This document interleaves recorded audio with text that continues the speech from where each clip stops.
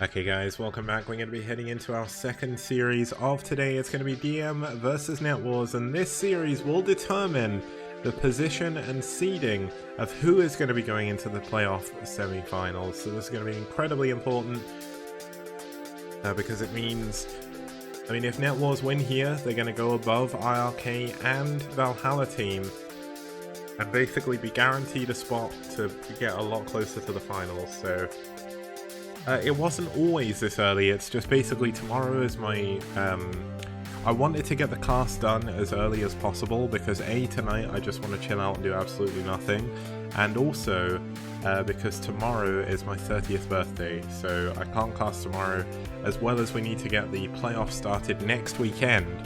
So we need to give the teams as much time as possible to get the lineups ready. So there was a few reasons. It also goes around my birthday, but it's all good. But basically this week I'm going to have a nice long week's break. I'm not going to be casting at all this week because this is going to be the final cast until next Sunday when we've got the playoffs. I don't know if I'll cast on Sunday or maybe do it on Monday, but I've got no work either this week, so it's going to be pretty freaking cool.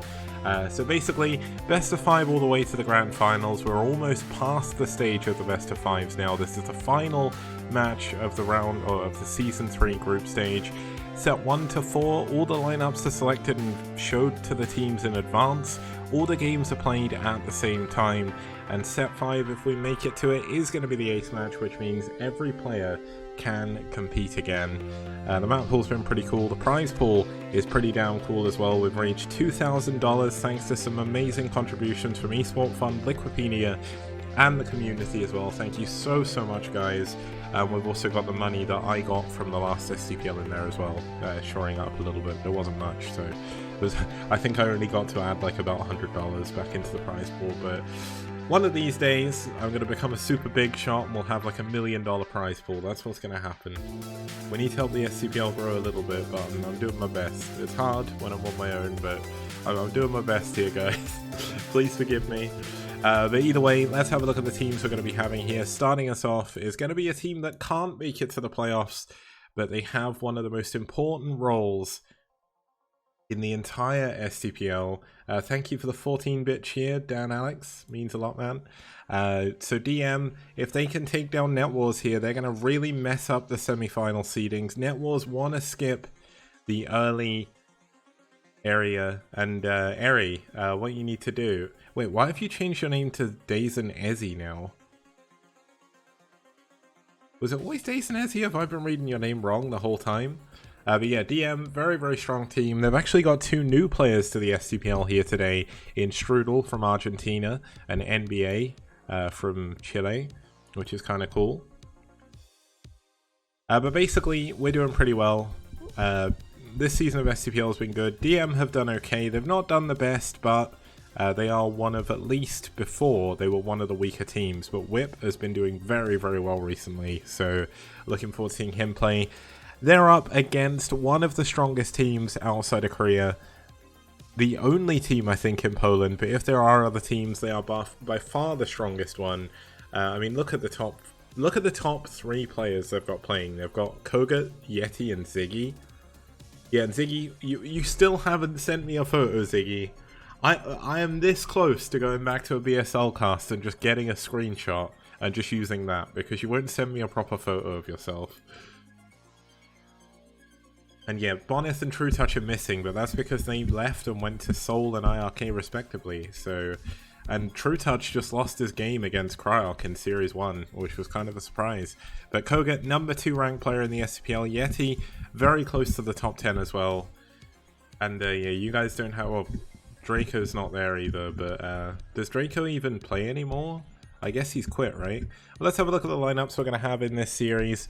We're starting off with a TVT. It's going to be Whip versus Koga, Canada versus Poland. Then we're going to have a TVP. We're going to have Strudel versus Yeti. I'm not really sure how to call that whatsoever. Yeti, a very, very strong player. One of the best of one players in the foreign scene. Always comes out with something good. And...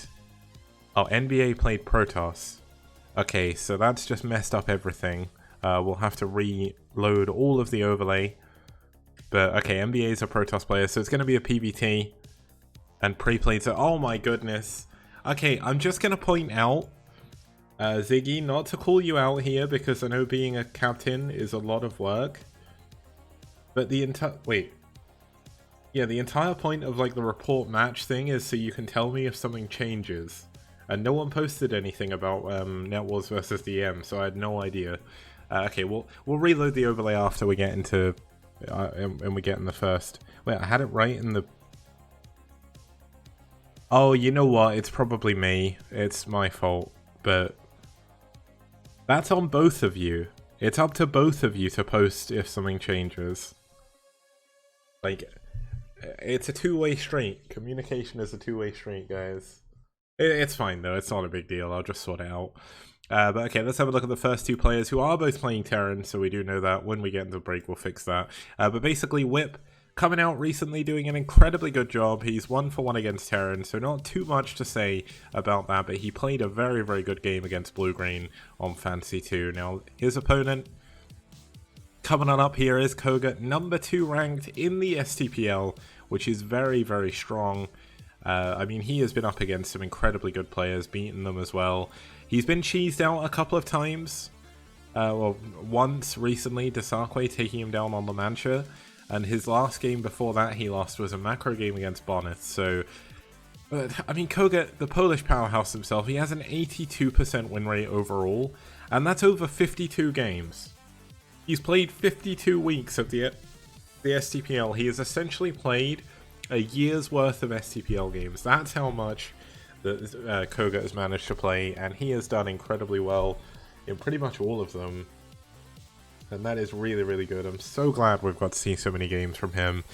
And I definitely think he's favoured in this matchup, because he's got a 93% win rate against Terran over 16 games, which, I'm going to be honest, that is pretty ridiculous, right? He also beat Terra twice in his last 10 games. Like, come on, man.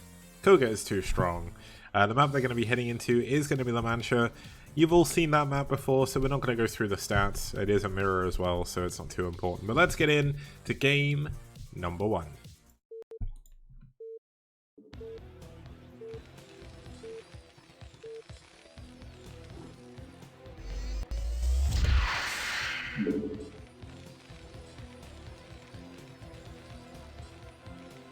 Okay, the game has begun, and starting us off in the top left-hand corner in the green, fighting for NetWars, it's the Polish powerhouse himself, it's Koga.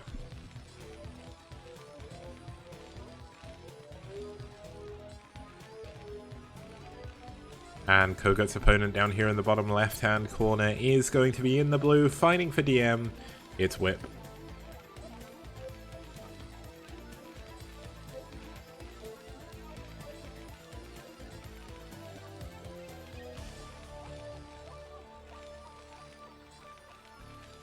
I'm very much interested in TVT. I mentioned before in the previous series that TVT is my favorite matchup in the game, and I'm hoping we'll get a TVT that will prove why, because TVT, without a doubt, is so good.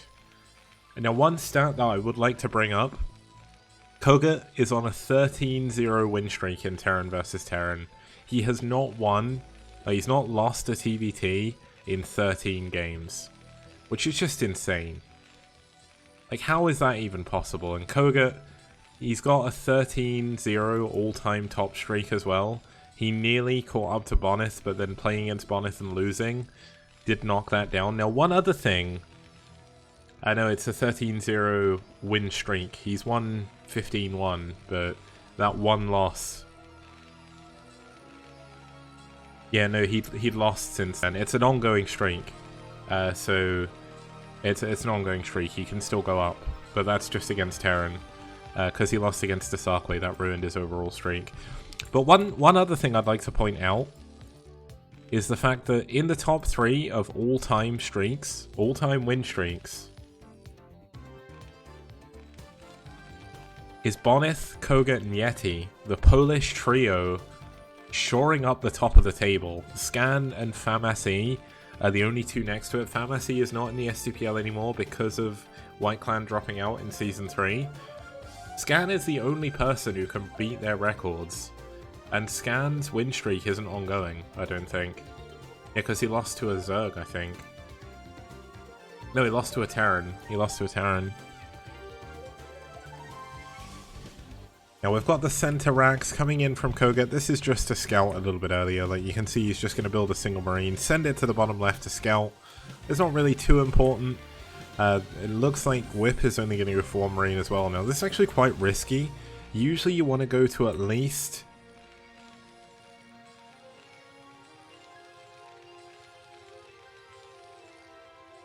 You basically want to go to at least 2 marines, because if they push you with a vulture, then all of a sudden you don't have enough marines to deal with anything. 3 is the optimal number I think you want, but it's going to be kind of cool to see how this is going to play out, because they're both in horizontal positions, which means this area here is going to be incredibly important.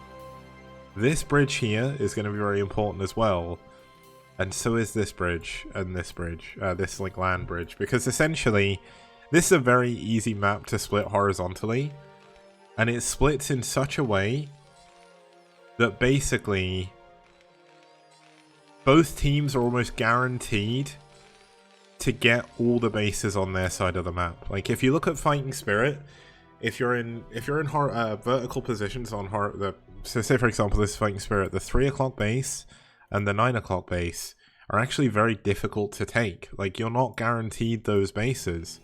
But on the Mancha, as long as you can hold your opponent's army back from these land bridges, like you can't push over these bridges against Terran. Like it just doesn't happen. Drops are the only way to block that. So we could go for a very, very long TVT here, depending on how this goes. We've got both players going for their expansions at relatively the same time. Second factory going to be coming in here for Whip, whereas Koga looks like he wants to go into a starport. So we're going to have possibly Wraiths, possibly a dropship coming in here. This will be scouted by Whip, and obviously with the fact he's going for the additional barracks. Oh, okay, so he's going for vultures. So it's going to be 3 factory vulture against 1 factory, 2 factory, most likely tank Goliath. But you can also go for that as well. But here's the problem with not having too many marines. You obviously lose them as soon as the other player pushes with a vulture. Now, the vulture is going to... Oh! That high ground actually got him an extra shot, but I think he somehow missed.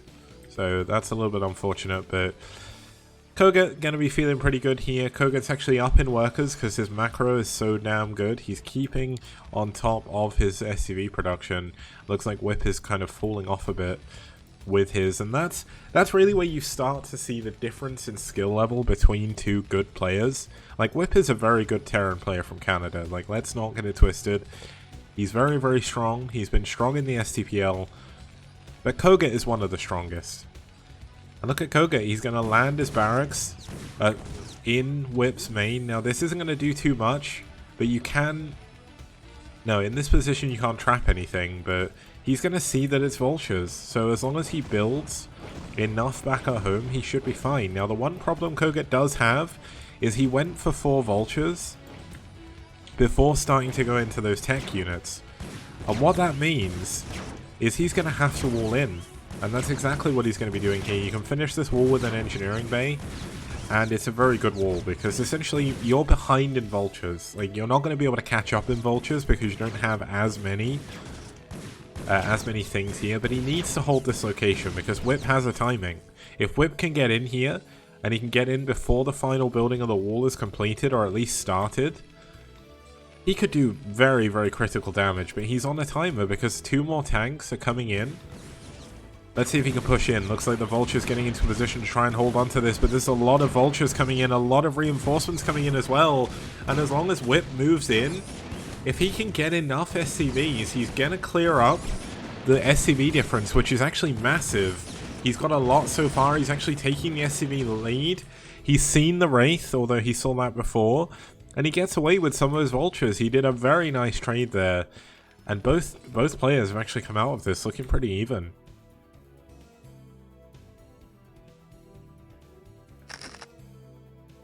It looks like Yeti was saying in chat that in Poland the trio are Bonith, TrueTouch, and Koga, but Yeti, in my heart and in the STPL, it's you, Bonith, and Koga, because you have been absolutely killing it in the STPL the whole way through. You're one of the best players in the STPL, and don't let anyone say anything different about that, because you are the king of best of one in my eyes in the STPL. It's been crazy. Looks like we're going to have a drop coming up over here. This is one of the problems with going for Vulture play. All of a sudden, you can get caught in this really weird position where you've got no anti-air, and you've got no units that can realistically deal with a tank. Now he's put a mine here. Now this is actually a really bad decision because that mine could cause a lot of problems. Now it looks like we did have Whip try and go in for a counter, but that has been blocked. Like, this could be a massive, massive mine drag. But looks like he's not going to be able to do it. And look at this, the Wraith. It takes forever to kill an SCV, but eventually it kills a lot of them. Like 4 kills already. That is very, very good. The dropship's still alive. The unit's still alive as well. They're gonna... You know what? I would almost like him just to drop the tank in the mineral line and just sacrifice it to get the biggest mine drop in the world. We finally have a Goliath that had killed the Wraith. It's going to clean up the barracks now as well. Now Whip still has map control. He took a lot of damage to the drop, so his SCV count is a lot lower than Koga's. But Koga can't freely move out on the map as much as he wants to, because there's a lot of mines. As long as Whip plays more and more mines, this could actually be a pretty big deal. Nice scan coming in from Koga, though, clearing up this location. And realistically, all Koga needs to do is hold this location. Now, if you can push forward, it is very easy to set up a hard contain on this map. But look at this! Whip coming in from behind. There's very little back defending against this. What are the Vultures doing? They're stuck on the buildings. Oh, that's actually massive. Looks like a couple of SCVs have gone down. 3 SCVs have gone down now, and the worker count is actually starting to even up again. Whip and Koga are very evenly matched here. Now, obviously, losing this high ground pod is going to be a pretty big deal. But another Wraith coming in. 5 kills on this one. Koga is just relentless with his aggression here, and it's a very, very good sign. But Whip does need to start to look to take a position on the map. If he falls back too far and Koga can push out into the middle of the map, it's going to be game over. Because if you get hard contained on the Mantra, it's very difficult to come back from that. But we've got a dropship coming into the main. We've got units pushing in at the same time, trying to distract with one move and go in with the other. Now the tanks are in a sieged up location here, which is very, very nice. He is going to be able to hold on to the front tank here, at least for the time being. But look at the position of these tanks. They're not doing anything. And all of a sudden, Koga is getting into a position to do a massive, massive job here in the bottom left. Looks like the tank here with some Vultures going to be cleaning up some of the units. 12 kills on this tank, which is absolutely insane. And Koga is starting to secure a very strong position in the middle of the map. The Wraith is, well, basically the tanks are cutting off Goliath from coming to defend these tanks. So this is a couple of dead tanks here. Like, he can't do anything about this.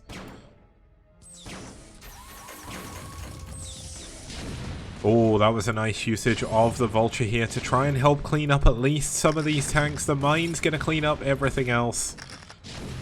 Oh, there we go. So he does get it. Koga looking like he might be overextending just a little bit here, which could be a pretty big problem, because if you overextend, all of a sudden Whip can start to clean up what he was doing.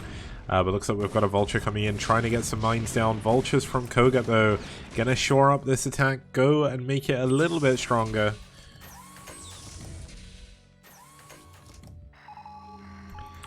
I mean, Whip's lost his tanks here. He is slowly losing map control now. Whip tried to secure a third base with a hidden SCV, but unfortunately Koga does see this, and Whip is not going to be able to expand to the bottom right. Vulture coming in here, trying to get around, trying to find some way to do some damage, because he knows how difficult it is to get out of the hard contain on this map. Now, realistically, he can still move forward to here and go over the bridge, but it's going to be rough. It's going to be very, very rough. Now, the Vulture's going to scout the third base, going to delay this coming up is actually a pretty big deal.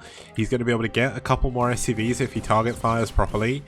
Oh, looks like he missed the shot on one of them. So this base is going to come up. Koga's going to be able to defend this. He's probably going to wall this off, I would say. Although he may just go for the gas very quickly.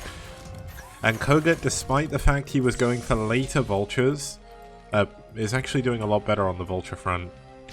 Now, there is a starport coming in. I'd love to see the upgrades, actually. So it's 0-0 for both players.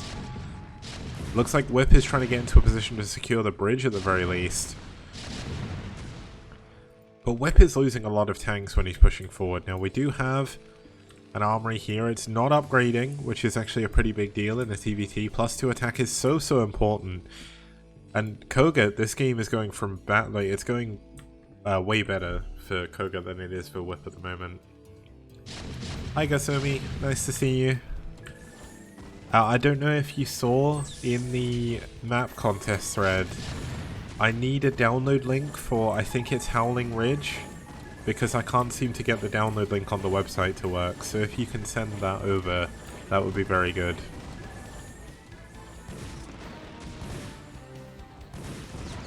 Now looks like Whip trying to find some damage again with some SCVs. We've got a fourth base coming up from Koga, really taking into account the fact that he's got the contain, using every single second to get more and more ahead. He's up 20 supply. He's up, most of that is in workers though, I guess, at the moment. Looks like Whip getting ready to try and push forward, sending a couple of SCVs as bait for those tank shots. But with +1 attack coming in here, that's actually doing a very, very big job here. Oh, this mine would be very nice, but doesn't quite manage to hit it. But is going to be able to break through.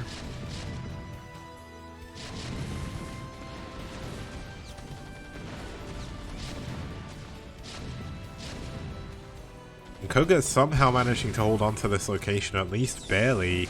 Looks like this final tank is going to go down, but this is just part one of the plan from Koga. He doesn't... Saying that, he doesn't actually have that many units. Now, finally, we're in a position where Whip can actually go down to the bottom right and expand. But Whip may find himself overextending here. Yes, he got a good engagement there, but he's still down in supply. Most of it is in SCVs. But if you overextend in TVT, all of a sudden, your position gets much, much worse. Now, this is why Koga, knowing he's in a good spot, is going to basically take these two ridges and just secure all his side of the map. And that's all he needs to do. Now we finally have a dropship coming in. Looks like we did have a scan, which kind of feels a little bit pointless.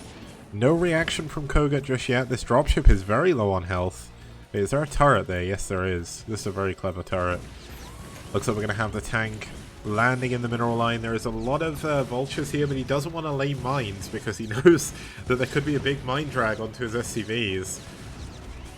Not too many SCVs going down from Koga, but there are some vultures now coming into the third base. Whip really making use of the fact he has some space on the map now to try and move in and do some damage. But Koga, he's just defending everything pretty much perfectly. Third base coming in from Whip down here in the bottom middle. Koga in a very strong position in the middle of the map. Still looking to try and block his opponent from expanding here. Looks like the dropship did go... Oh, the dropship still is alive, but 2-1 upgrades coming in up here for Koga, which is actually pretty massive when +1 attack isn't even on the way down here. Now, it looks like there was a drop attempt by Koga a while ago. At least he's been waiting with it. We've got +1 attack coming in. We've got 2 dropships, at least for Whip, getting ready to go for a big drop over in the top right-hand corner. Now, if he can block Koga from expanding up here, that's actually going to be... Oh, no, he's going to lose his dropship. Koga is on top of everything right now. He's playing this so well. Whip getting ready to try and go for a 4th base here on the left-hand side. This is actually a pretty clever move. It's a lot easier to defend this position than it is any other position for Whip right now, but Whip needs to secure another base and he needs to do it fast, because if you fall behind in macro in TVT, or in any mirror matchup really, you are going to be in for a bad day. Now it looks like he is going to try and push. He feels like he has to make something work. There is no defense, at least from the sky here, so this could be a very important move. There's no siege up from Koga, and Whip could find himself in a very good spot here, but once again, like, Whip is taking this position, but it's not gaining him anything. He's just losing the units. Koga is up such an obscene amount of supply, and he's up upgrades as well, so I mean, this is all of Whip's army. I think this could just be the death throes of Whip here. Yeah, supply deficits are more forgiving in TVT because of the siege tank. But if you lose all your tanks like that, I mean, it's pretty much game over. Like, you're not going to be able to come back from this. Look at this, he's going to lose his dropships here. He can't go into the main. And there we go, GG. Whip just can't do it. Koga was too on top of everything. And Koga wins game number 1. That was actually a pretty cool TVT. We had a lot of back and forth, at least in the middle. But Koga really showing how he's got a 13-0 win streak against Terran. Because realistically, there was nothing that Whip could have done. He's now got a 14 win streak against Terran. Is any Terran in the STPL going to be able to stop him? When is he going to reach a Terran that can beat him? I'm really interested to find that out. Now let's go for a quick break, and when we get back, we'll be heading into game number 2. Thank you, Kleiser Soz, for the sub. Means a lot. Thank you so much. See you guys in a moment.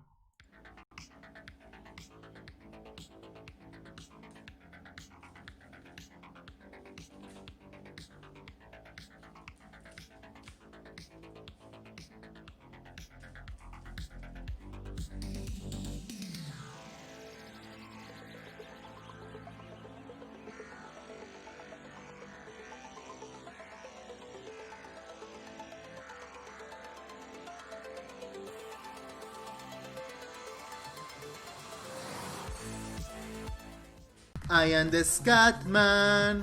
Para pa pi pa pa para pum. Pa pa para pum. Para pi pa pa para pum. Pa pa para pum. Para pi pa pa para pum. I am the Scatman. Scooby dooby dooby pa. Scooby dooby dooby pa. Scooby dooby dooby pa. I am the Scatman.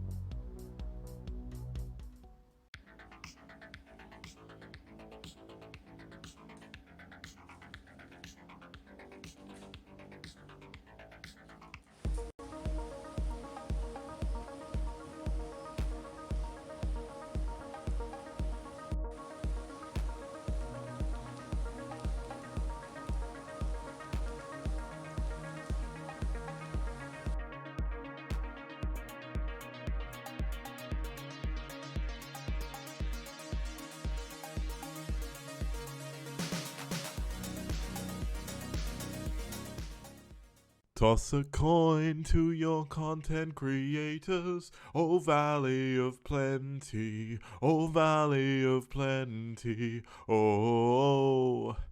Toss a coin to your content creators, a friend of humanity.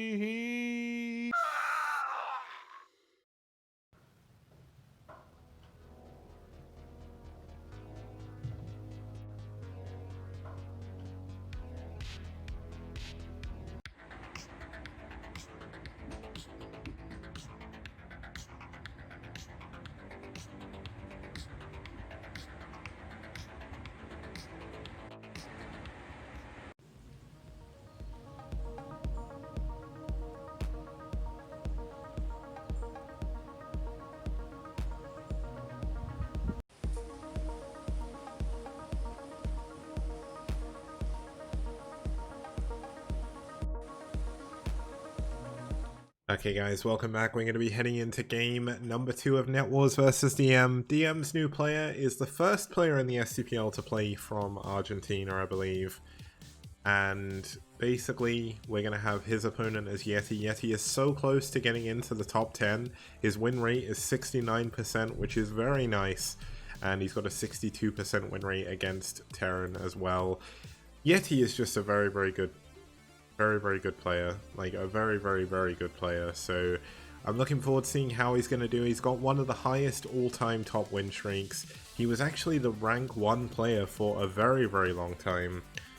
And yeah, we finally got a picture of Yeti that is actually Yeti as well, because the old one was the Russian one. But yeah, just to kind of go over what I was talking about in chat, like I'm really happy that I took so many photos and videos of Lottie, because my older cats, I didn't take that many photos or anything, so I don't really have as much to remember them by, other than my own memories and a couple of photos really, but yeah, I'm still pretty raw because she passed away 7 days ago.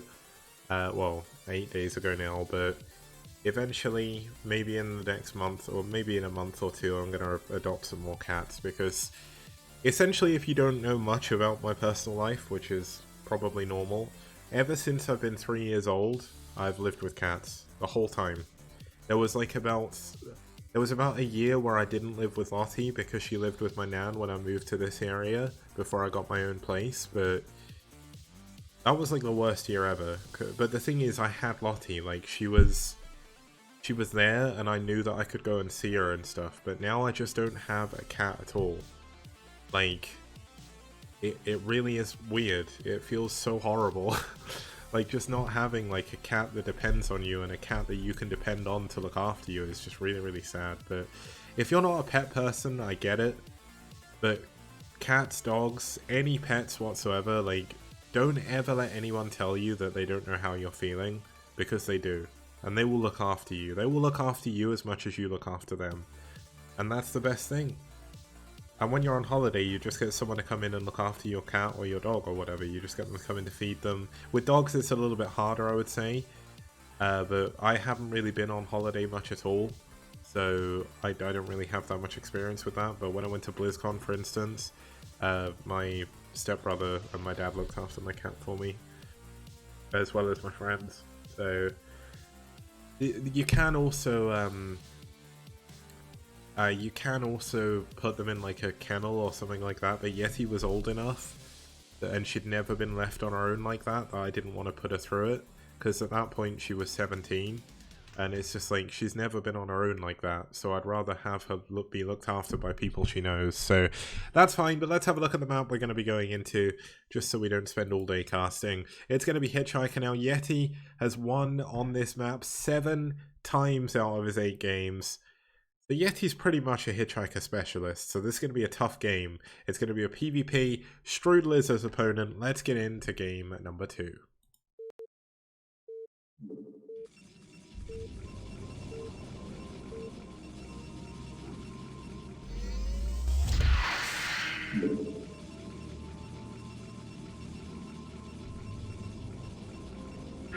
Okay, the game has begun, and starting us off in the top left-hand corner in the colour, or one of the colours of Poland, it is going to be Yeti fighting for NetWars.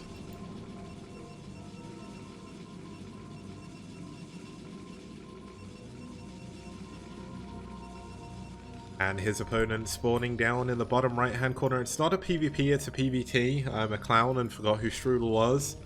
It is going to be in the blue fighting for DM in Argentina. It's Strudel. And I think Strudel might be the first Argentinian player we've had in the STPL, which is kind of cool. We get more and more global every season. It's brilliant. And one of the teams have added a player from Moldova. I forgot Moldova was a country. Isn't Moldova like a really small country? Like, it's probably going to be massive, and I feel that... Oh, I did have someone else from Argentina before, sorry. It was someone called Viciado.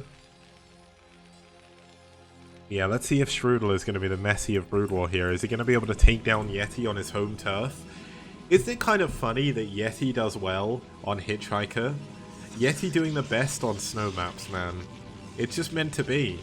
It's the name. It's a prophecy. The king of best of one coming out on snow maps, the Yeti.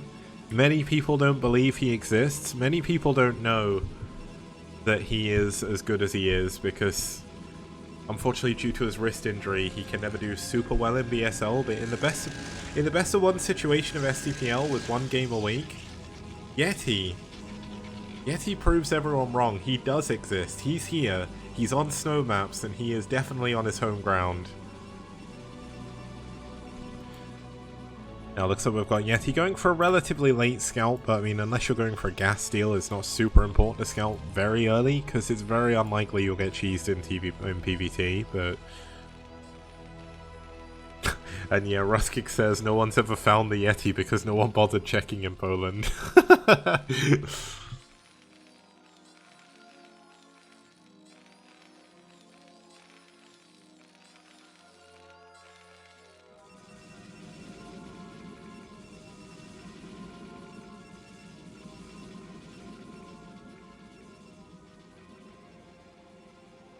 Okay, we've got Strudel. Now, if he hides a factory here, I'm just gonna say he's the greatest player of all time because no one ever does that, and there's a damn good reason why no one ever does that. But if it could work, that would be incredible. I'd feel bad for Yeti though. Although where it is his home turf, where he knows the map so well, Yeti'd probably scout for that anyway. Especially because he saw that going down. Yeah, this is very, very good SimCity by Terran. This is a very, very hard map to SimCity on, but this is pretty much perfect. Now it is going to be a 2-fact play coming in here from Strudel, which is risky, especially playing into Yeti on his home turf. Not really sure how well this is going to go. Yeti, a very, very strong Protoss player. He's beaten 2-facts from incredibly good players as well. The ASL qualified Bjol lost in a macro game to Yeti. It was like a 45-minute game. But essentially, Yeti beat Bjol by defending his 2-fact and then just taking the victory over and over on the game. So now looks like we have got Strudel up here, still hiding with his SCV. It's still alive. Now Yeti knows something's up. He's going for a second barracks, a second factory even. He's not going to try and expand. And this is exactly how he managed to beat Bjol. Now this is definitely not something you want to be doing. I mean, it is going to hurt the Terran, but losing these Dragoons is actually more of a big deal. Although, oh my god, he gets all the Marines. That's actually massive. And is he going to get the Vulture as well? If he gets this Vulture, Strudel may as well just leave. Oh my goodness, Yeti. Yeti's hero Dragoons. That's what you get. That's what you get. You come at Yeti on his home turf and So essentially, like, you know, this is such a weird reference, but you know in like those war films about like guerrilla warfare where like there'll be like booby traps everywhere? That's basically Hitchhiker for Yeti at the moment. Like, Yeti is essentially Kevin McAllister from Home Alone, and Strudel is like Harry and Marv. Like, Yeti's got this set up perfectly. Like, he hasn't got anything to worry about. Like, this is Strudel getting ready to step on a nail. Like, this isn't good. Like, this is gonna be rough. Like, losing so many units already makes this push so much weaker than it would be normally. Now, Yeti does still need to respect this, but if he gets this tank... I mean, he hasn't been hit by a single mine. Yeti is just doing this so well. Oh my goodness. Are we going to see the push continue, or is Strudel going to fall back? He really should fall back.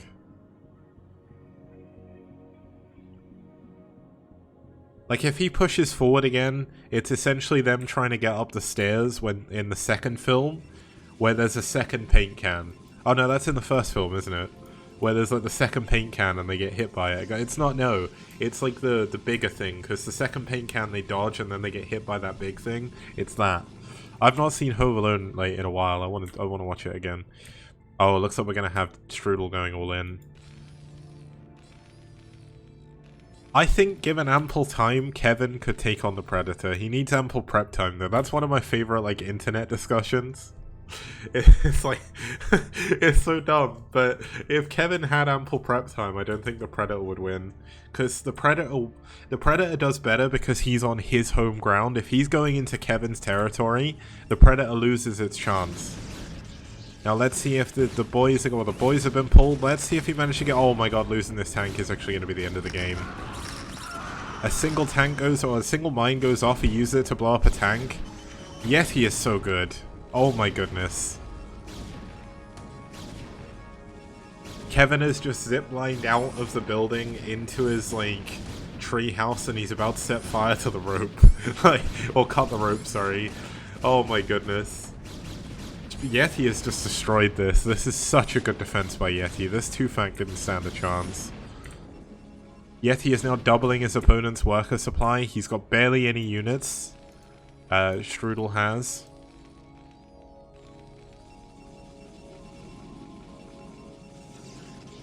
Yeah, that probe trap was like Warcraft 3.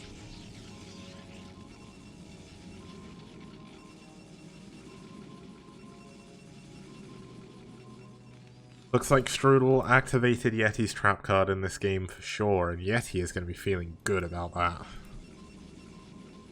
So we've got 4 gateways up here. We've got a robo done. Observers are on the way, which means he can deal with this single mine, which hasn't really done too much. Strudel is going for round 3. If at first you don't succeed, try again. If that doesn't succeed, try again. And this is the full all-in. Everything is being pulled now. And this is do or die. He's actually being a little bit careless with some of his units, but if he cannot win with this, this is game over, and Yeti will be taking NetWars into a 2-0 lead. But can he do it? That's the important question. Strudel gonna push forward. Looks like the tank getting a little bit caught off guard here. There's just so many Dragoons, I just don't see it working. There we go. GG, Strudel taps out, and Yeti wins game number 2. It's a good job Yeti made friends with the old man with the shovel, right? Because that was basically the old man with the shovel knocking out Harry and Marv.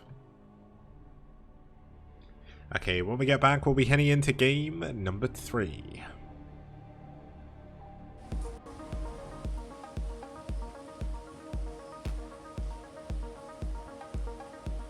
Easily amused, huh?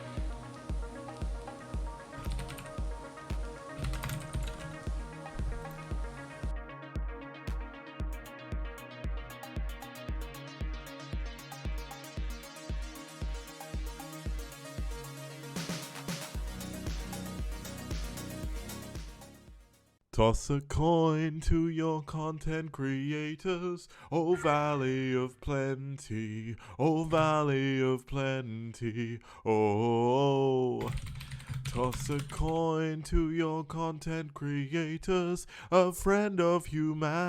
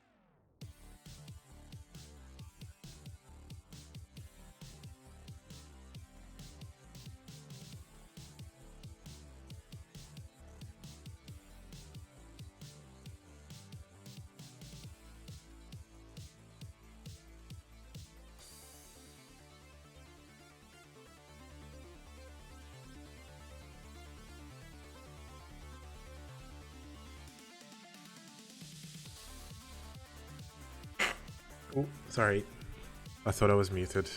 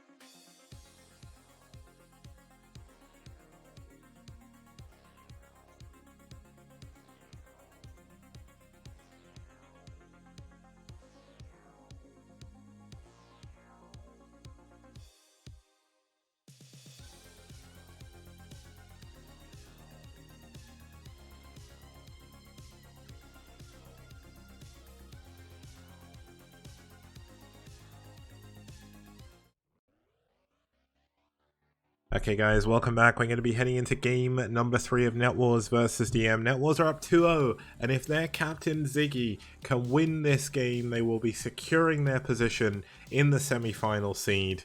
And that means they will not have to play in the first stage of the playoffs, which is actually a massive, massive benefit.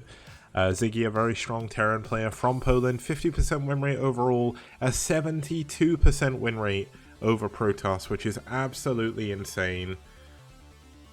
And essentially, I mean, Ziggy is just really, really good. So I'm looking forward to seeing how he's going to do. His opponent is going to be NBA. He's playing Protoss in this matchup. He's not played in the STPL before, but he is from Chile. The map we're going to be going into is going to be Byzantium 3. It's a really fun map. TVP has been a little bit one-sided in the STPL, which is kind of funny, because the way this map used to operate, Terran couldn't basically win against Protoss on here. Like, it was an incredibly good Protoss map. And even though Protoss have struggled so much against Terran, there's been a lot of Protoss sent here because they know it's a good Protoss map. It's not like it's a Terran map. It really, really isn't. It's just the players we've had. Like, Ziggy's won PvT here. He's beat SOS Toss in his well, that would have been sort of middle of Season 3. So it's really, really cool. We've got a lot of stuff going on, so let's get into game number 3, and let's see if NBA can keep the dream alive for DM, or is Ziggy going to secure their position in the semi-final.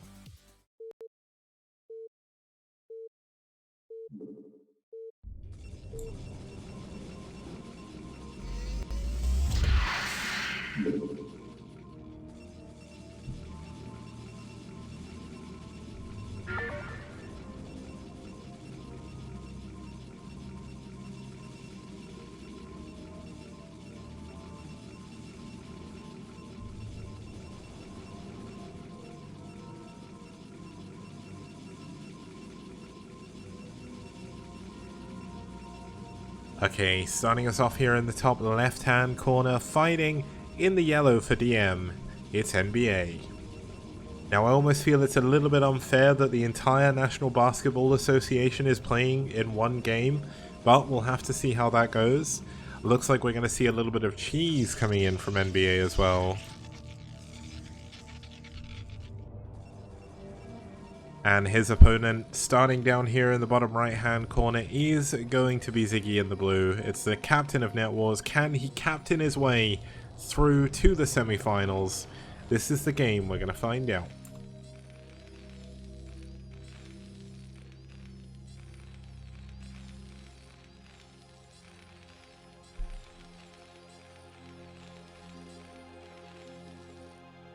Okay, so forward gateway coming up. It's not going to be a 2-gate, so it's not super all-in or anything like that, but when you go for a forward gate like this, you kind of have to do damage. I mean, your gateway can be used to wall in, which helps a little bit later, especially against Vulture run-bys, but you're not necessarily going to want to put yourself into a position where you can lose one of your gateways early on. Now, if we see Ziggy go for a 2-factory play or something like that, that can actually be very risky. Like, you lose your gateway, you lose the game. Or even if it gets depowered, you lose the game as Protoss.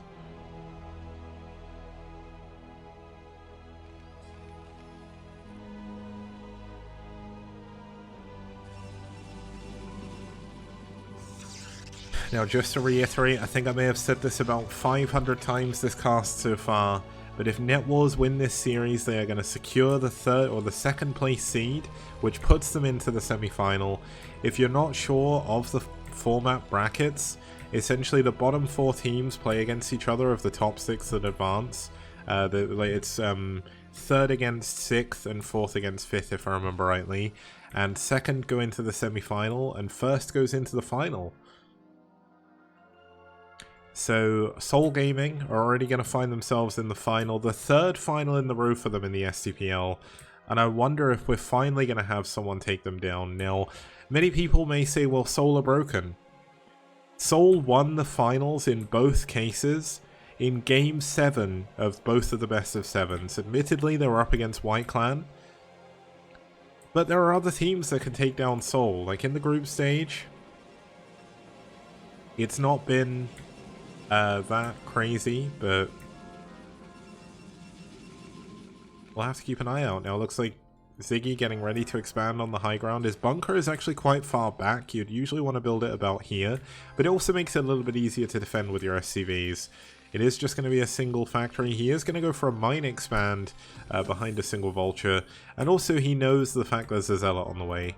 Obviously the zealot is a pretty big deal because the zealot adds a lot to this early aggression. But the bunker's already done, so I mean Ziggy is in a pretty good spot right now.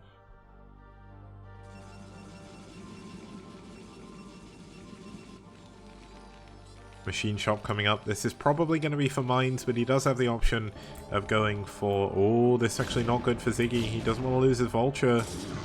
Taking a lot of damage on it already. This means this additional dragoon should be able to help defend against this. And it means he's going to be forced to kind of use more units to actually defend against this. Now Ziggy actually pushing forward, trying to get some additional damage down. Is going to fall back to the bunker, get a lot of damage on this zealot actually. Now the SCV's in the main, the vulture is getting walled off. This is what I was mentioning before essentially. Now it is going to be mined, so he is going to add a siege tank just to help defend against the bunker. Now the supply depot here means units can't run by because he'll wall this off.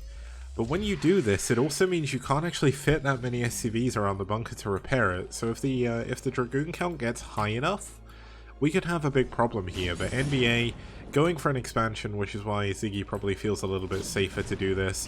Honestly, I would prefer the barracks flush with the command center because that just guarantees you can't get run by.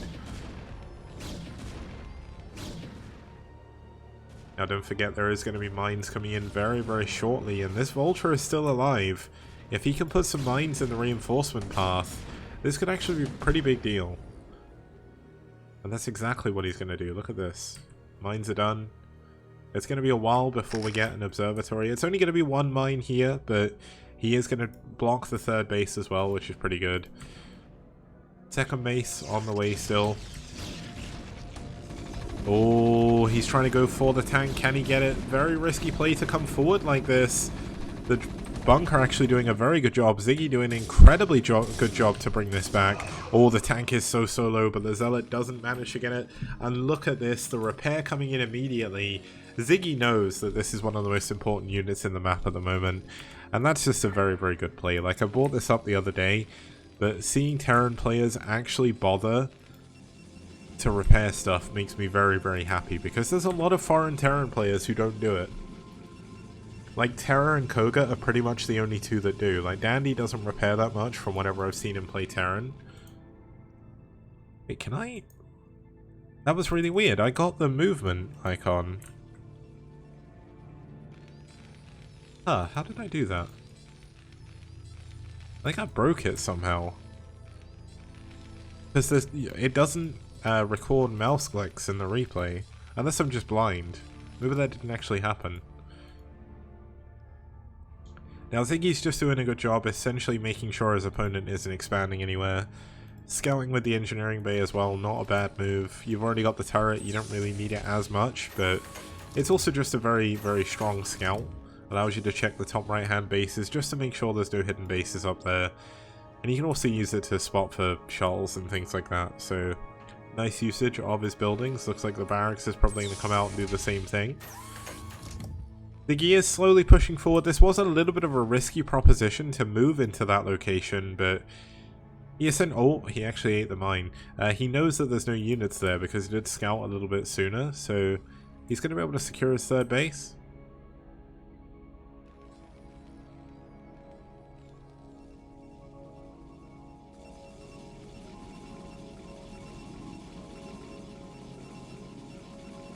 Now the first Reaver is out, no shuttle speed coming in, but we are going to be going up to 4 gateways, which means things are really starting to kick into place for NBA. He's going to pick up a couple of Zealots as well, and this is going to be important. Now, is he going to fly directly into this engineering bay?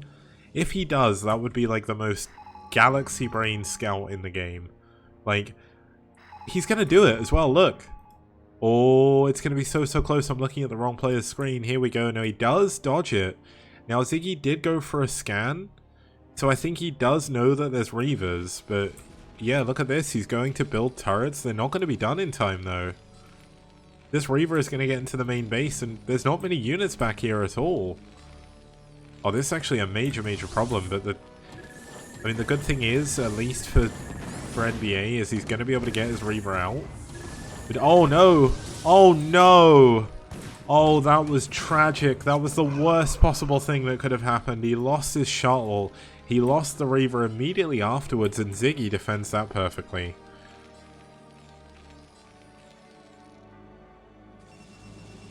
Yeah, losing this first shuttle Reaver is actually a major problem. Earlier on, we saw this happen with Sak in the ASTL, and Sak immediately is doing exactly what Ziggy did, or what Ziggy's doing. He's just grabbing all of his tanks and just going. Because if you kill that Reaver, Protoss are so far behind of where they want to be. They're going to either have to delay an Observer to try and build another shuttle and another Reaver, or they're going to build another Reaver that's not going to be ready in time. Now, it doesn't look like Ziggy is going to try and push it too far. He's not going to fly into or run into his opponent's main. He doesn't have enough factories for that. But he is going to secure his third base, and that's pretty much perfect.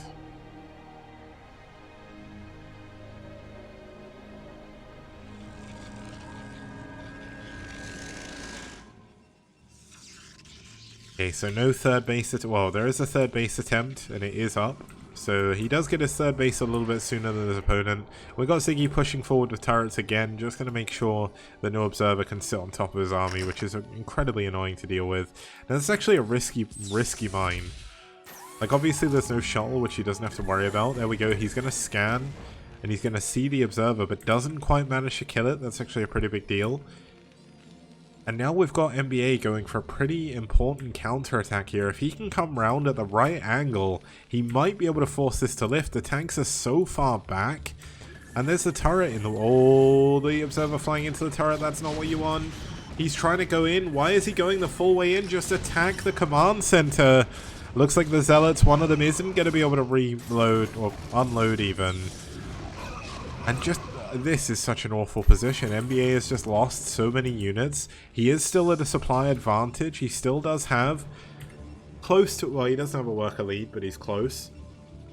But that went perfect for Yeti again. Like, he kills a bunch of units, loses pretty much nothing. Like, you, as a Terran player in this situation, you can't ask for anything better. Like, things are going from bad to worse here for NBA. Like, he's doing a good job expanding. But the longer this game goes on, the better and better the position is for NBA. Did I say Yeti instead of Ziggy? I meant to say Ziggy. Yeah, Yeti a really good player.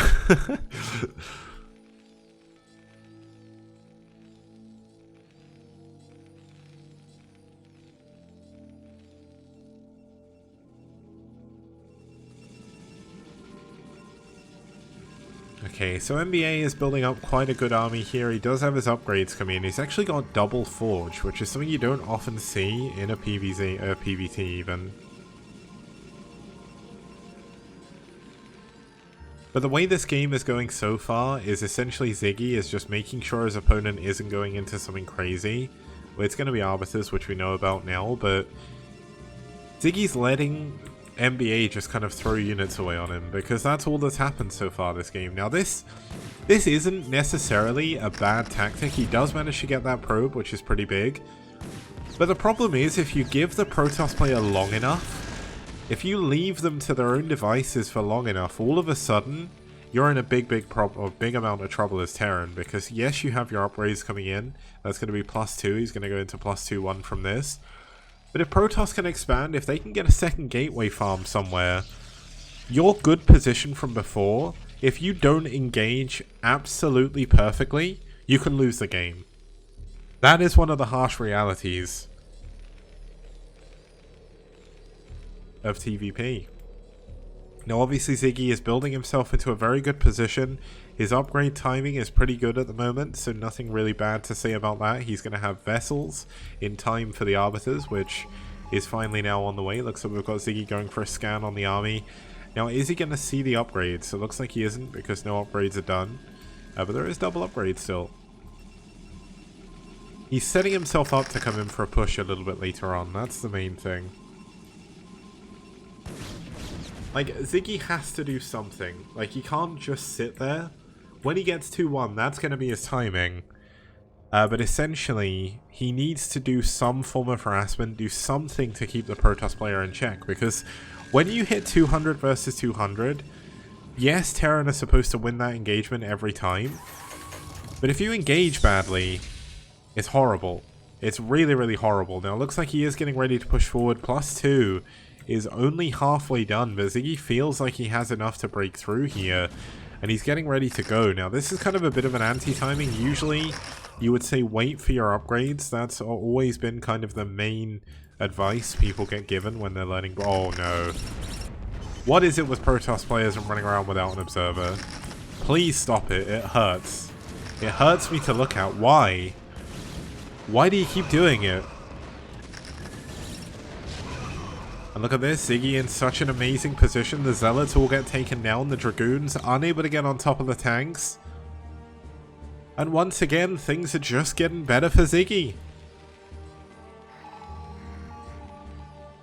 And with +2 attack almost finishing up, with 3 tanks on the way, with 4 vultures at a time, Ziggy's push is just going to be unstoppable. Now he does need to be careful. There is a big mine possibility here that he could end up getting mine dragged on top of. But he's trying to drag his opponent's army out of position and go in from the other way. He's got the contain on which he needed, because essentially... Oh, the mine drag! Is it going to be big? No, oh, that was pretty big. Oh, Storm coming in. That's actually a pretty big equalizer in this engagement. The supplies are so close still. +2 attack is still not in place for yet, or for Ziggy even. But NBA can't expand again. Every single unit needs to go into defending this base. Every single bit of money needs to go into defending this base. And Ziggy's going to be able to take down this this unit, but he does lose his tanks at the back, which means NBA is going to be able to come from behind and encircle this army. And this is going to be a lot of tanks very close to mines, so he does need to be careful. He needs to come in at both times. Like, he needs to come in from both angles. All that's happening is he's throwing half his army away at a time. And that is not what you want, but these mine drags could be bigger. Storm as well. Oh my goodness. A lot of units going down. Ziggy's army is getting annihilated here, but the problem is that's just part of it. That was a massive mine drag, but there's still so many units from Ziggy, and NBA just doesn't have much left. NBA does have his Arbiters now. I do wonder where the vessels are. He's had the science facility for so long. He just didn't get vessel tech. +2 attack is done. Ziggy forced to pull back as NBA held here. He lost his 4th base. But look at this. Ziggy has expanded to a 4th. He's expanded to a 5th as well. Ziggy has played this perfectly. Ziggy is so good in TVP. Oh my goodness. Like, this may be a little bit of hyperbole here, but I think Ziggy may have some of the best TVP in the entire STPL. Like, that's just so good. Terran is on 5 bases, by the way. Oh, 6 bases now. He's going to expand to this 3rd as well. Oh, and he's expanding to the top right. I didn't even see this. Oh my goodness. Ziggy is just winning this game. Like, that. It's almost impossible for NBA to beat this now. Ziggy is just too strong. Now, these mine drags could be good. If you lose all the vultures, this could be a pretty big problem, but there's just so many heavily upgraded tanks. Yes, he's got 1-1, but that's not going to do too much for you. Ziggy continues to hold on to a supply advantage. He blocks NBA down to 1 base remaining. There's not really many minerals here at all. Like, NBA is about to mine out. And if you mine out, how do you build units that can kill Terran? You can't. You know, it's just simple mathematics. If you don't have any money, or economics, I guess. If you don't have any money, you can't buy anything. Like, that's such a bad, like, I don't even know, that's not even a reference. More a phrase, but it is simple economics, right? I'm not stupid. Yeah, looks like Ziggy is just going from strength to strength in this game. He never even started, well, he did start +3, but he didn't start it right away, and he doesn't even need it. Because look at this, like, I mean, we're going to have NBA push down. Is there going to be a stasis? No, there was an EMP, I believe. Oh my goodness, the mine drags have been insane, though. Trouble is, they're mine dragging on top of all the zealots, so all the zealots are dying. And it looks like, I think this is it. We have NBA completely starved out. He doesn't even have enough money to build a Nexus. Oh, he does have the Nexus, sorry. I thought that died again. So he's got a Nexus. He is mining, but very, very badly, in other words. But there we go. GG. NBA taps out, and Ziggy takes the game and the series for NetWars.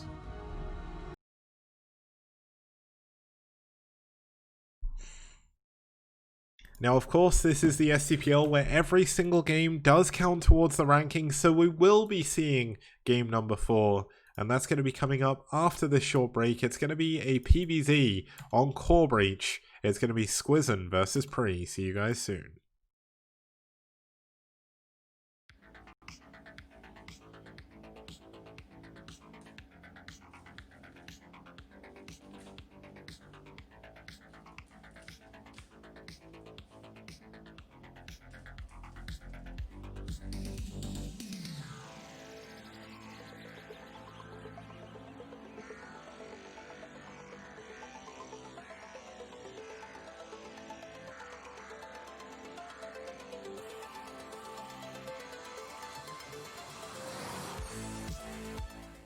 I am the Scatman. Para pa pi pa pa para pum. Pa pa para pum. Para pi pa pa para pum. Pa pa para pum. Para pi pa pa para pum. I am the Scatman. Scooby dooby dooby pa. Scooby dooby dooby pa. Scooby dooby dooby pa. I am the Scatman.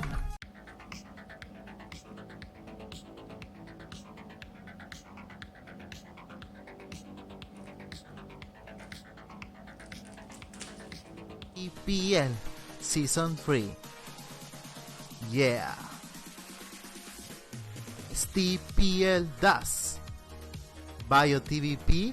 Wow! No problem. We got dragons to defend. Yeah. STPL DAS. STPL DAS. Mass Scout? Oh, I'm so afraid. We got Hydralists to defend. Yes. STPL, STPL. Fantastic production, fantastic casters, fantastic prize pool, only in STPL.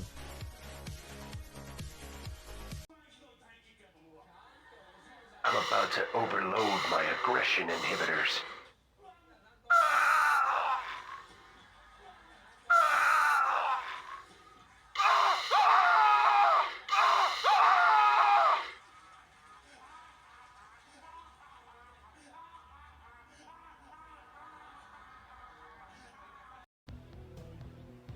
Outstanding. Rock and roll.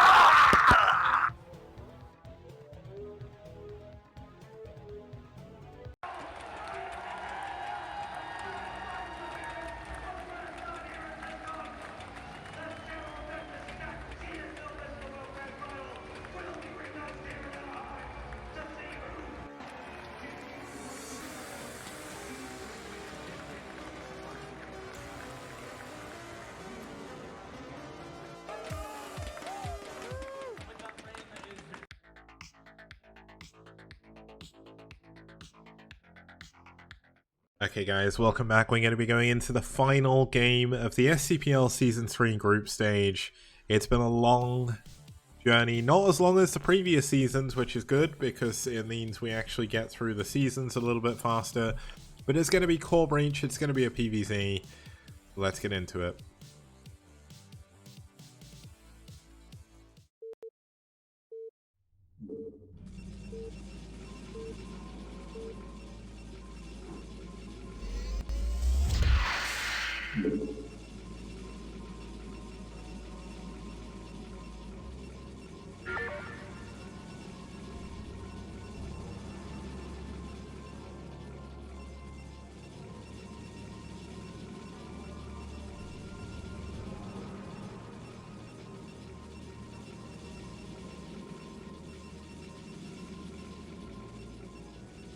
Okay, the game has begun, and starting us off here in the 9 o'clock position, we have in the red, fighting for NetWars, it's Squizen.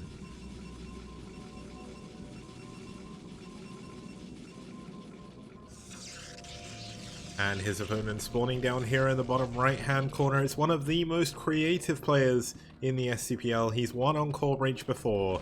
It's Pre, fighting for DM. Now at this point, all of the seeds have been completely sewn up. I think this game I don't think actually changes anything at all, but it's still always exciting to watch pre-play, and it's always good to be able to show all the games as well, because, I mean, these players, they come out every Sunday, they play every Sunday for the most part, and they want to see their game casted. I don't know why they would want to watch me cast their game. I'm actually surprised there's so many of you guys in chat watching this game with me, but the fact you are means so much, so thank you so much for joining me on this journey. It's been a lot of fun. Season 3, I think, so far, out of all the seasons, Season 3 I think has been my favourite one. There's been a few things that have been a little bit rough. Looks like, oh my god, Pre is going to expand into the middle of the map. So we've already got Pre doing something a little bit off-center, a little bit off-kilter. Pre definitely knows how to put on a show. You know what, I think, okay, so I'm coming up with like nicknames with players the more we see them. I think I'm going to call Pre the Greatest Showman. I think that's just going to be his nickname. He is the Greatest Showman because that's what it is. Clicks and Cuts, this is the updated version of Inokovan. It wasn't ready for ASL, but it's essentially Inokovan with more. Like, it's a better version of Inokovan, essentially. It's called Core Breach. The name changed. It's very rare that an updated version... Oh my god, is this 3 hatch before... It's 3 hatch before pool as well. Pre is just the weirdest player. I have absolutely no idea what Pre is doing at any point.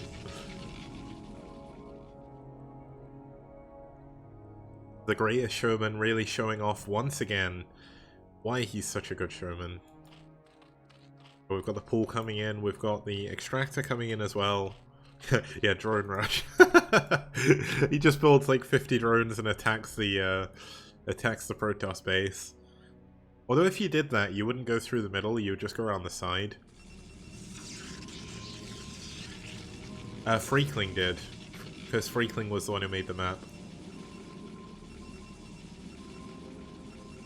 The maker of this map was never Korean. This map was made by Freakling, who's a German player, I think? Or German map maker, I don't even know if he plays, but he's a really good map maker.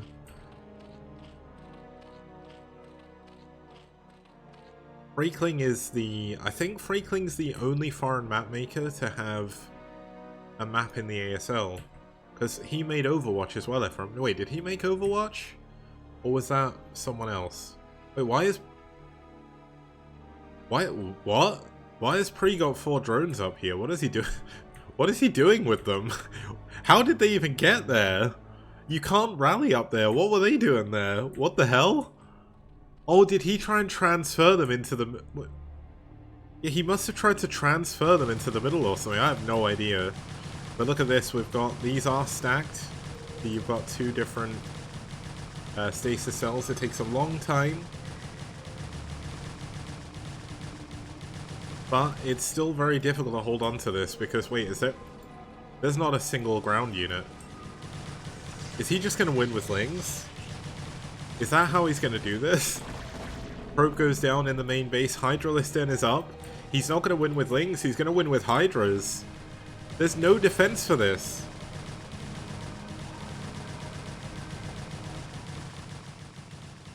There's oh, there's 2 cannons. Okay, the more cannons get added, the better this is going to be. But look at this. There's no expansion. There's no units. There's 2 Corsairs, so he is going to be able to kill all the Overlords, which is going to supply block Pre. But I don't think Squizen knows about the bases in the middle, so... Here we go, looks like the Ling's going to try and get into a position. That Zealot is actually pretty clutch here in helping defend against this. More cannons coming in. Looks like Squizen is just going to try and weather the storm long enough until eventually he can get enough units to deal with the Hydralisks. Because he can't realistically go to expand. We still don't have a scout on that middle base because Squizen, as far as he's aware, thinks his opponent is round the edge, but surely he must know something must be in the middle at this point. Like, something must tip him off here. Now look at this, Pre is going to take down the probe up here. Probe not going to be able to get through. Yeah, this is definitely a very weird game, but all of Pre's games are weird, which is why I've started liking the idea of calling him the Greatest Showman, because... here we go, looks like we are going to have Squizen go in for the scout in the middle of the map. He is going to not be kicking himself, but he's going to know now, oh, this is why that this is going so weirdly. Because he's going to know that there's 2 hatches in the middle of the map, and he knows he's got a position to attack a little bit later on. Now, can he get to a position where he can do that? We've got Reavers coming in. There's not actually that much back at home defending, which means that if he can get a shuttle out and get into the bottom right, that's actually going to be pretty big. Like, Pre doesn't actually have that many units. Like, Pre can't kill Squizen. And he's actually in a position where he can't get back to defend his main base.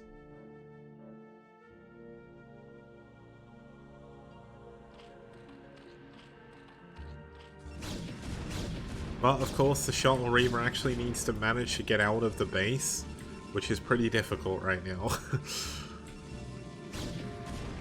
Looks like we've got Pre getting ready to come in from the bottom. There's not actually that much defending, but there is a Reaver. This Reaver Scarab going to be very important. 2 Reaver Scarabs, very, very nicely done. The Corsairs still looking around for more and more units. Is this going to be another... Surely this isn't going to be another Spore, right? There's no way this is a Spore. This got to be a Sunken. Yeah, it's going to be a Sunken. So Shuttle Speed is coming out. We've got the Shuttle with the Reaver coming in. Oh, looks like he's going to drop the Zealots first without the Reaver. Needing to use the Reaver back at home to defend. Very, very good. Just make sure he can do that.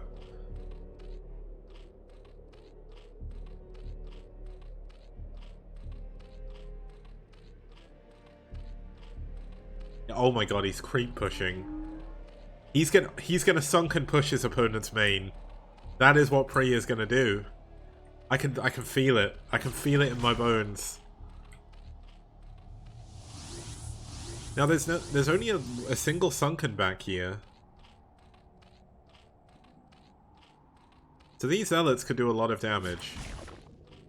Pre needs to be ready. He needs to defend against this. He can't just let the sunken die. Oh, that's a nice drone drill. Look at that. Look at that drone drill. Pre, so good. Looks like while this is going on, Pre wants to try and go in. But this Reaver is still here. It's going to kill all of these units. But this Reaver does not care about whatever you've got. Like, it is going to kill it. Now, looks like this Sunken is up here. He can build another creep colony here to extend this up. And the closer he gets to his opponent's main, the better it's going to get. But the only problem is, if you're doing that, you're spending a lot of minerals on stuff that gets killed by Reavers. And Reavers are good units. Reavers are incredibly good units. Now looks like it's going to be the Reavers on the way out here this time. It's double Reaver, but this shuttle is flying incredibly close to these Hydras. Like, if these Hydras get this shuttle, oh my goodness, Pre is going to be in such a good space. But Pre is going to get around the Reaver, or get around the Hydras.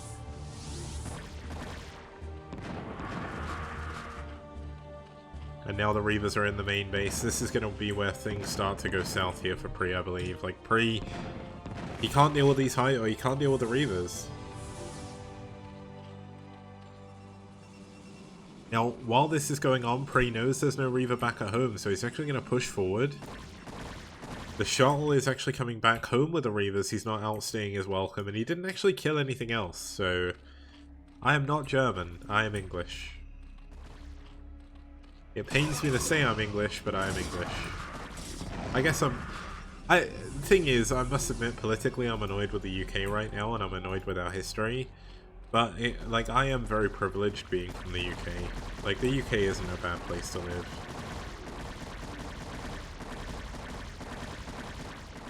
Like, I may not agree with what my government does and all that stuff, but throughout my entire life, especially as a white guy in the UK, I have literally had no problems with anything.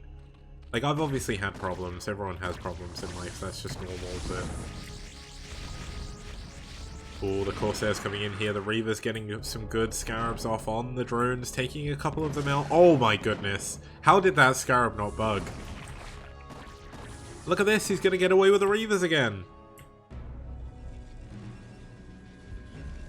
We've got a third base coming up here by Pre, trying to hide a third base in the other main.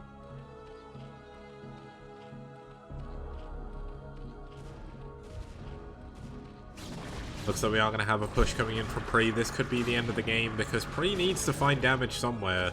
And right now, he's not doing it. It's just Reavers killing units. Like, that is this game. The decision to go... I thought that he was really in so much trouble. Like, I thought he was going to lose at the beginning of the game. But he managed to survive. Like, by just going mass Reaver... He has been in a very good spot now. The Hydra's... What is it with people running into cannon range? Is this covered by this cannon? It must be. I thought he could just stand there. Yeah, I want to check to see if he's got the damage upgrade. No, he doesn't. He doesn't even have the damage upgrade. He's just killing stuff with Reavers. Like, if you're going for this many Reavers, you may as well go for the damage upgrade, right?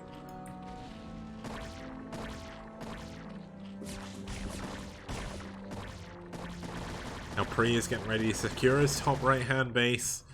The Corsairs could actually fly over this, so he should know that something's going on. But he could actually lose some Corsairs. Pre is moving away at the worst possible time here. Oh my goodness.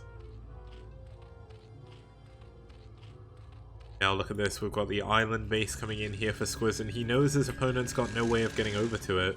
This is pretty damn good. He's going to try and come in from this angle. Honestly, he should go up to the third boat or the second base.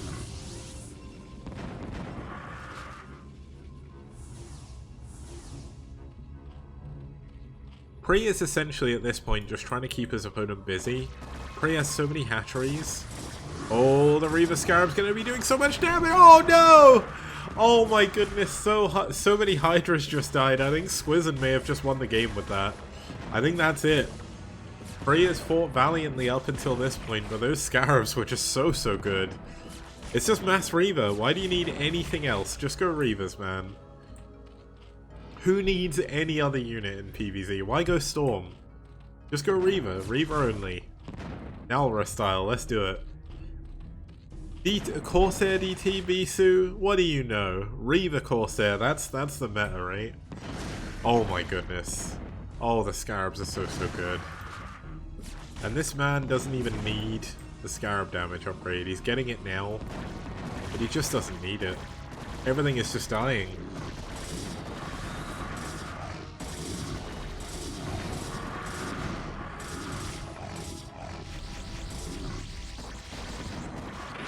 Pre's gonna lose his two bases in the middle of the map. He's got the base in the top right hand corner, but he can't hold on to it. The trouble is, we obviously do. Squizzin doesn't know about it just yet, so that's a little bit of a benefit.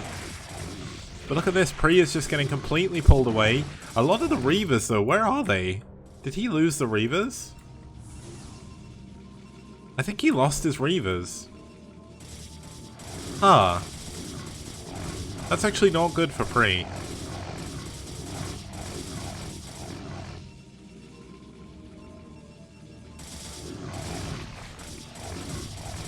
he lost 3 Reavers here. He is going to get the lair, though. He's going to get the hatchery as well. There is a Spire coming in. He built the Spire before the lair died, because he wanted to make sure he got it. The Corsairs, though, that's going to stop the lair units doing anything.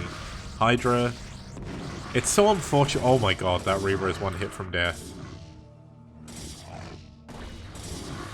There goes the Reaver. Hero Hydra.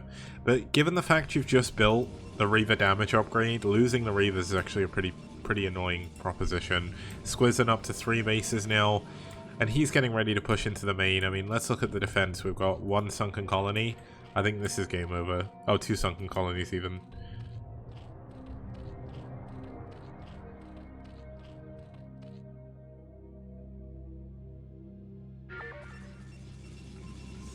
Now this 3rd base is actually paying off pretty well. He's going to be able to mine from here for a bit.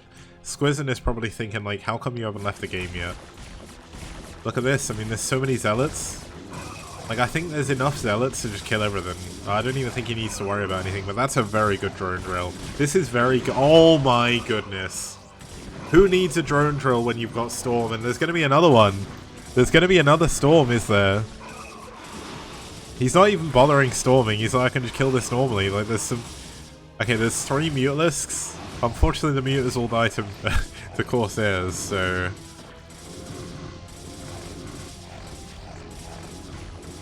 I think this is going to be game over. Like, Squizzin is just like, get out my game. He's like, I killed your last hatchery. Why haven't you left? Another great storm. Pre is doing the best he can in this situation, but Squizzin has just outclassed him in this game, I think. And that means NetWars are going to 4-0 their way into the semi-finals.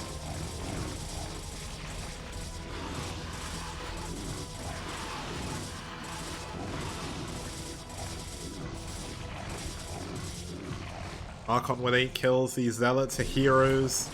Priest still has the bases in the top right. He's adding a ton of hatcheries on. He's like, okay, I can still hold. Just remember, guys, that every single game in this series is played at the exact same time. So when Pre is playing this, he's like, I need to win for my team. If I could win for my team, we could win the series. Obviously, we know, specking it in game number 4, always going for Lurkers. But the Lurkers aren't going to do anything, right? What are the Lurkers going to do?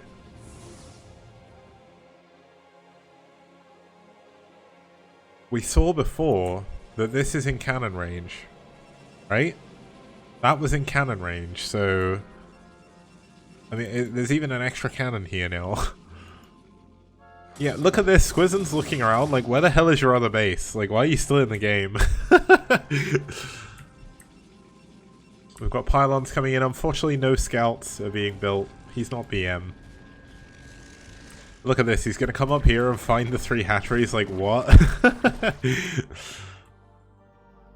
It looks like Squizzin's just going to pull all his units. He's bringing everything up. Here comes the Lurker. The Lurker's... Oh my god. The Lurker can't even get out of the... Out of it. You can't attack... There's no way this can attack, right? It's still covered by the D-Web. Yeah. That's really unfortunate. Somehow, though, that isn't in range of the cannon. I don't know why. Looks like the Hydra's doing their best to valiantly hold on here. It's the last stand of the greatest showman. But looks like the curtain is about to close on this showman here.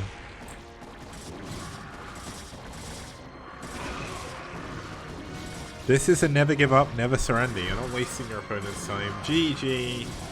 Free taps out and Squizzin wins game number 4.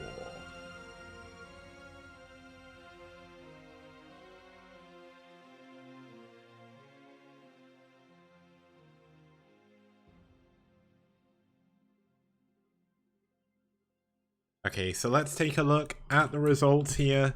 It is going to be a 4-0 victory here for NetWars, and that is going to secure them a place in the semi-final. It was a really, really well-played series. Like, Whip came close with Koga, but Koga just outclassed him. Strudel did well against Yeti, but Yeti just defended everything perfect. And essentially, NBA versus Ziggy, I think, was the one that went the worst for everyone. Pre had a really strong idea, but Squizzin just managed to defend it too well. So that is going to bring an end to our cast, and it means I can finally go and get some get some lunch because I am very hungry. But let's actually just have a quick look at the standings at the end of the group stage, because that is what's the most important.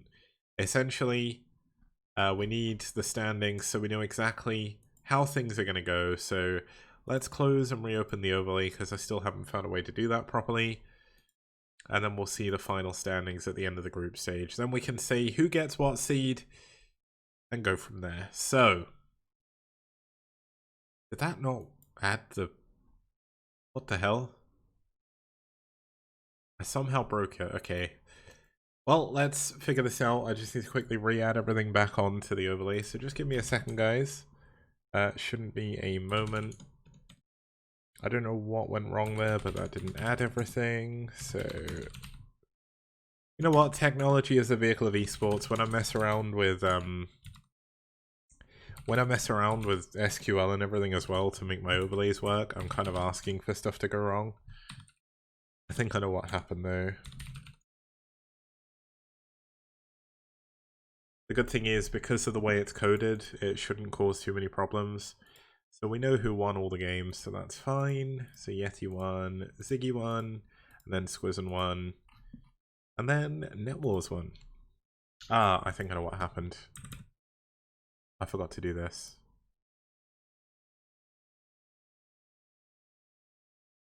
Oh my goodness, I am absolutely messing this up. I think I broke it. Well, I know how to fix it at the very least. I mean, the good thing is it should know about this. So if I reset it and go again, this is the problem. Sorry, guys. We'll get there though. Let's go here. Let's go here. Let's go here. Let's have the win again, and this should work.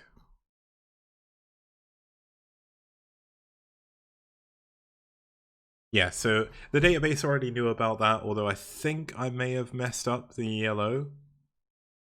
I guess we'll have to figure out what happens. Ash is now #1, yeah. Let's reload the overlay. And let's go back in again. Sorry about this, guys. We couldn't end the group stage without something going wrong. So, it's fine. We've got everything in the overlay. It looks perfect now as well. So let's have a look here at the final standings at the end of the group stage. Seoul take the first place seed. They will be meeting their opponents in the finals. NetWars move up, knocking down Valhalla team, and that's all. Well, even without the extra penalty loss, they still would have beaten Valhalla team because of the fact that Squizen won his game. Squizen winning that game means we didn't have a tiebreak if there wasn't a penalty loss there. So that would have been crazy. But IRK taking the 4th place seed, Valhalla taking the 3rd place seed, Eternal Friends taking the 5th, and Clan Revolution barely holding on and taking the 6th place seed as well. So those are our top 6 teams. Just need to quickly double check something again because I can't actually remember who plays against who, so I'm going to check my announcements. So in the playoffs next week we will have Valhalla team against Clan Revolution, and we will have IRK against Eternal Friends. And then in the quarterfinals, the winners of both of those games will come up against each other. That will be the week after.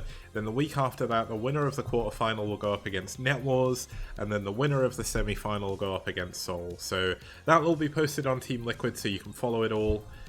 But we'll have to find out how that's going to go. Thank you so much for all tuning in. Thank you to, of course, our sponsors, Matrino, Liquipedia, and eSport Fund, as well as Patreon as well, and all the people that have supported there, and also the community donations we've had through Matrino, which has given us a $2,000 prize pool, which is one of the biggest prize pools outside of South Korea for a team league, I think, ever. Right? Maybe. Has there ever been a team league that's had like a 2K prize pool outside of Korea? I don't think there has. Maybe there has, but I'm not too sure. But that is going to be it for me today. Thank you so much for tuning in. I am going to host Silver. He is casting the Brood War G's weekly. Go and watch that. And yeah, it's also on Liquipedia. So if you want to see all of the stuff here, I will do. Gosomi, thank you so much See you guys soon. Oh, I misspelt raid. That's how well today's going. I'll see you guys when I'm in my 30s.